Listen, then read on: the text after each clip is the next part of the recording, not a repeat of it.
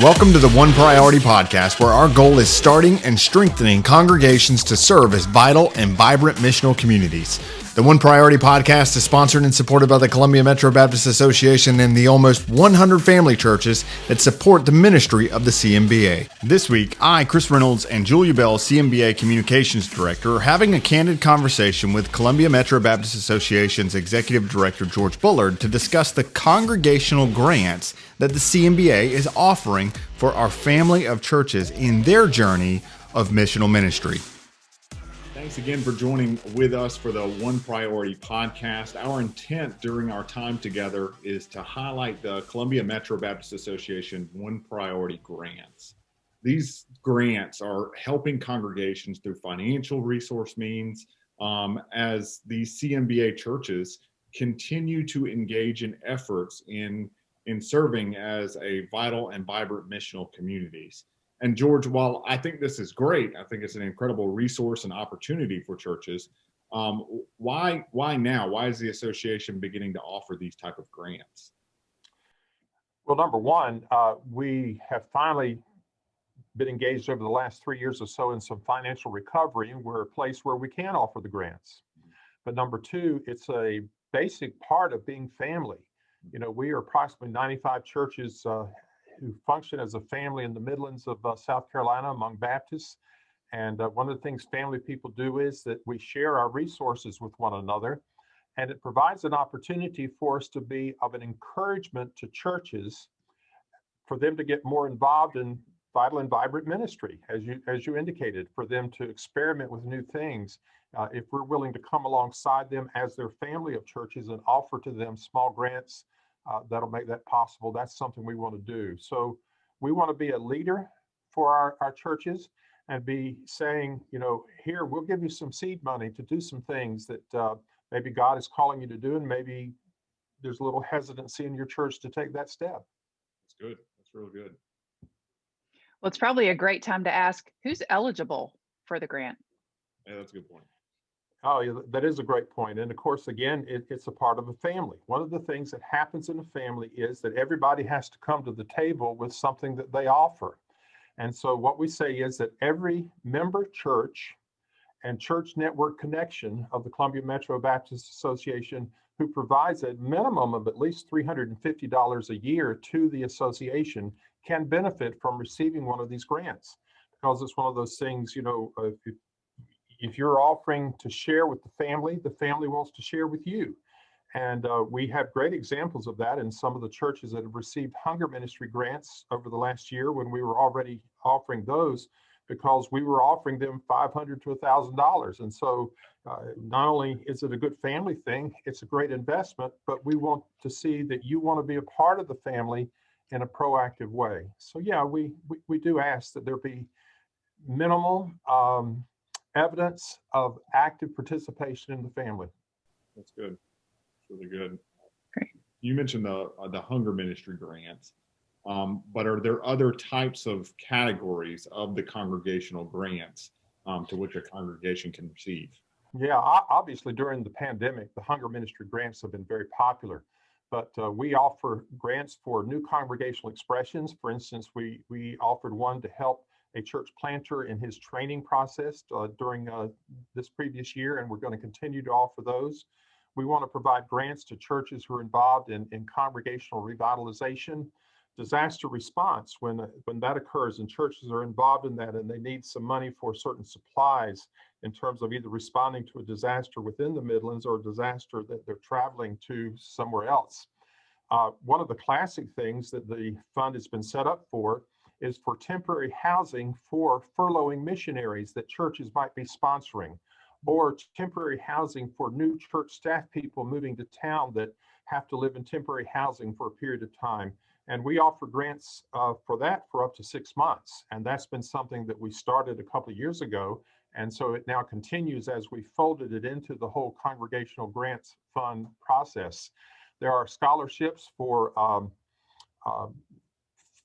ministerial students, for churches engaging in missional partnerships beyond the Midlands, for training for pastors who are trying to get a new skill that need to move forward in terms of their ministry expression, for doing stewardship and generosity processes in churches, in the sense that maybe churches their membership is undergiving and they have greater potential, and they want to engage in some kind of generosity or stewardship process.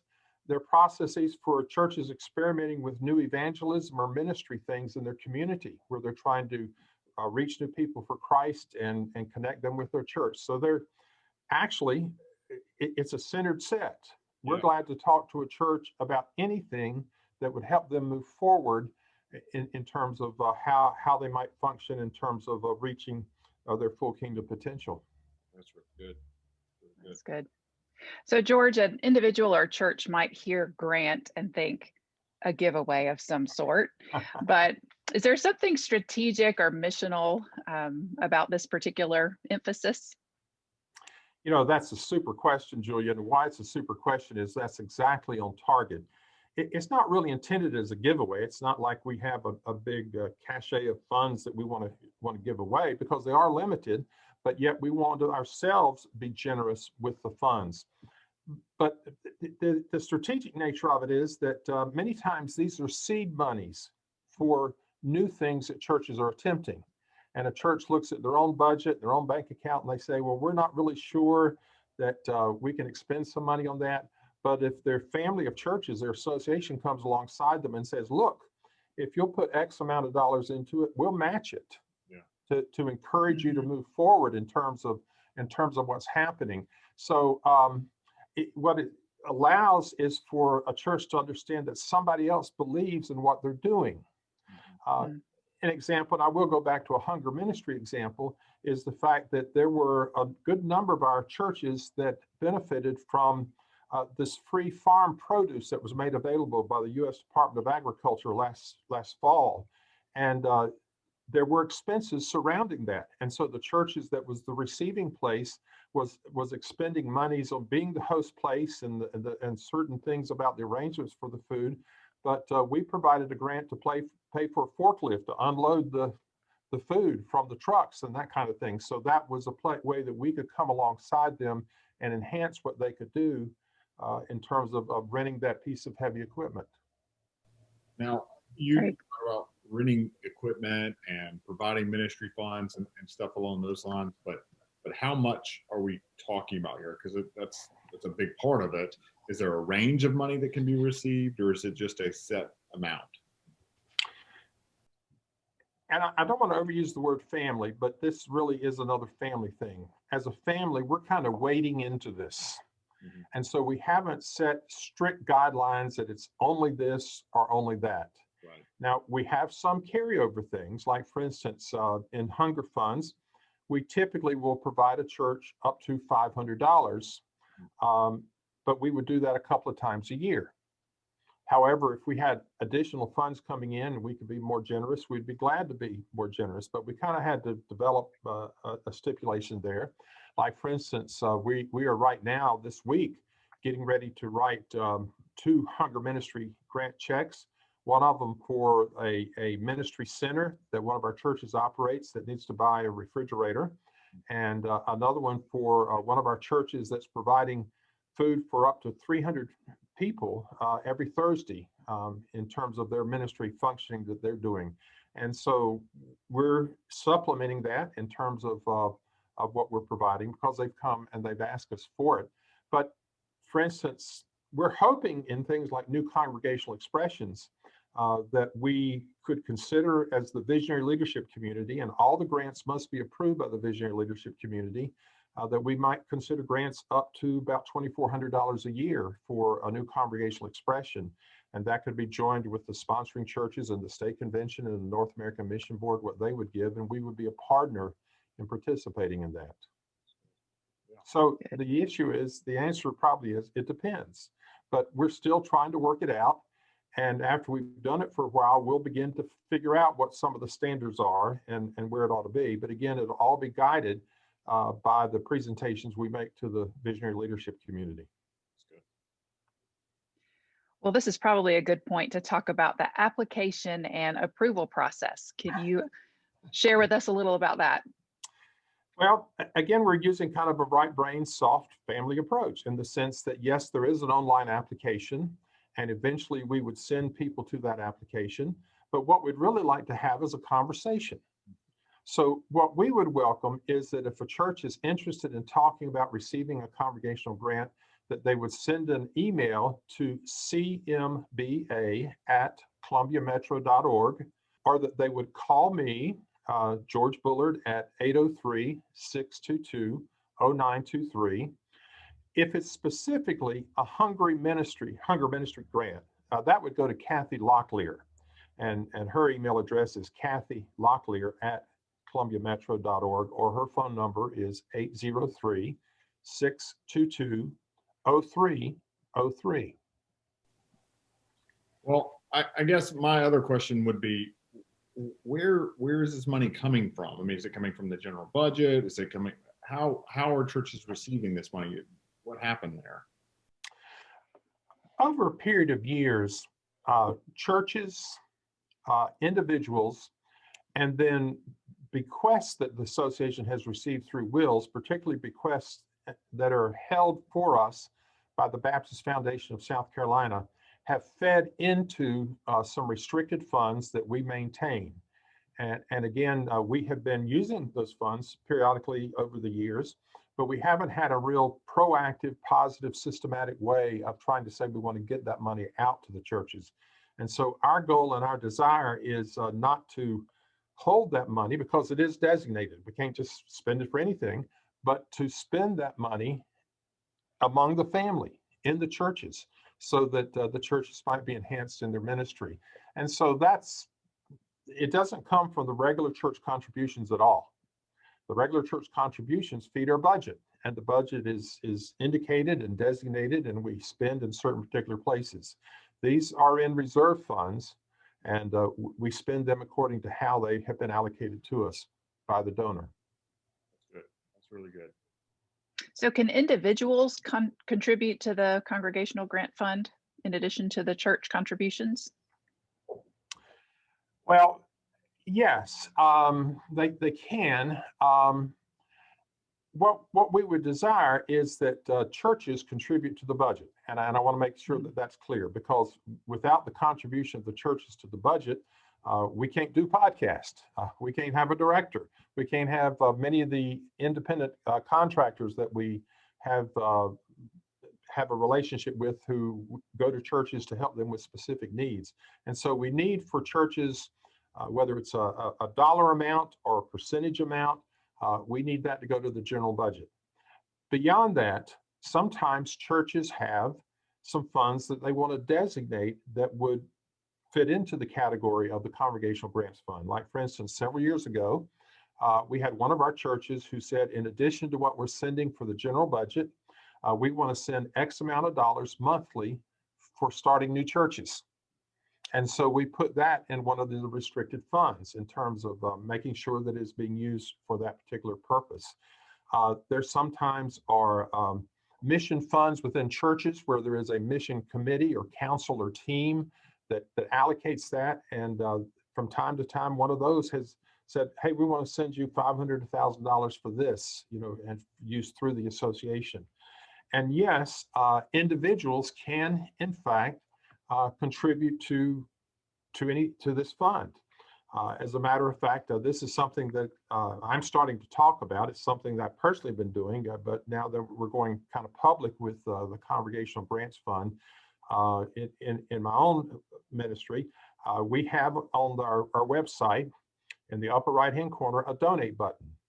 And you can go into and click on that donate button, and you can make a one-time contribution to the association generally. But if there is a drop-down menu, and you'll also see there you can make a specific gift to hunger ministries, a specific gift to disaster response, or a specific gift to the Congregational Grants Fund.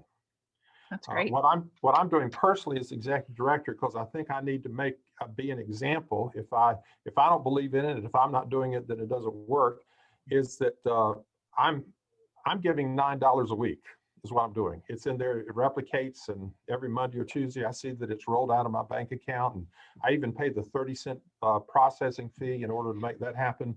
What I'm hoping is that long term we'll have people who will just make the kind of things that they're not going to Starbucks as much, they're not going to Dunkin' Donuts as much, they're not going to Panera's as much, and but they've still got that money that maybe a small amount. Join me in $9 once a month or something like that, but to make it something that repeats every month, because that'll add up over a period of time.